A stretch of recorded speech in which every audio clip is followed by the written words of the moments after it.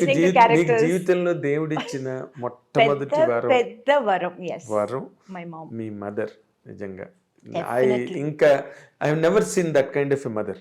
Yes, I can tell you. ఎందుకంటే నీకేమి తెలీదు. పోనీ నువ్వు తెలిసి నువ్వు మీ మదర్ కూర్చుని ఇది కాదు అలాగా అలా కాదు ఇలాగా అని మాట్లాడుకోవడానిక నువ్వు షూటింగ్ చేసి వచ్చి రూమ్లో పడుకునేదాన్ని. అంతే. That's it. That's all. భోజనం చేయడం పడుకోవడం అంతే. అంతే. మళ్ళీ దాంట్లో చాయిస్ కూడా లేదు. అది కావాలి అది అడగడం కూడా నాకు తెలీదా మరి అంత బ్యాడ్ గా. That's what I'm saying. ఇప్పుడు అనిపిస్తుంది ఏంటి అంత బ్యాడ్ గా ఉన్నానని. అంటే నీకు ఇందాక నేనంటే నీకు కోపం వచ్చింది. అసలు నీకేమీ తెలీదు. అయ్యో.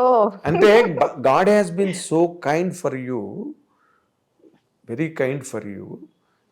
ఏమీ తెలియదు నీకు other than acting. Yes. Right. But you have a merit with you. అదేంటి చెప్పనా? నీకు తెలుసు లేదు నాకు తెలియదు. అమ్మ మాట వినాలి అనే ఒక పాయింట్ ఉందే, that saved you always. Yes, I'm telling you. Sridevi garu కూడా సేమ్ ఇలాగే. నేను ఇందాక అనుభవాను. నీవు ఒక్కరితోవే నేను కాదు. అదే చెప్పాను. It is not just her style or her dancing are performance, even her character. That is what I meant by I was like so in fond of her that I wanted to be like her in every which way possible. Yes. Possible.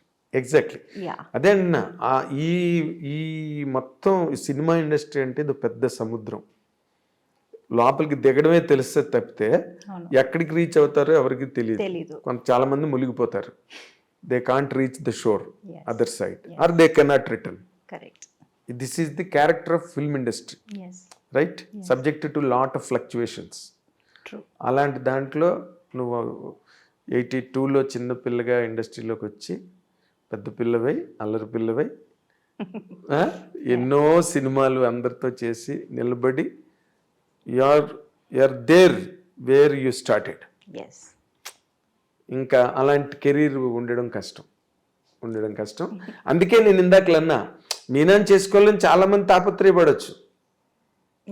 ఎందుకంటే మీనా లాంటి wife దొరకాలి కదా. But నువ్వు ఇందాకలు అన్నట్టు అందరూ age bar వాళ్ళని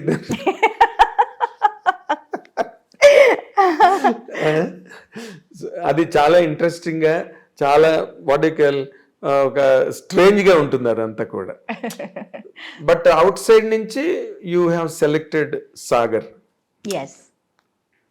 You spent time with him before marriage to understand each other? Yes, to understand each other we did.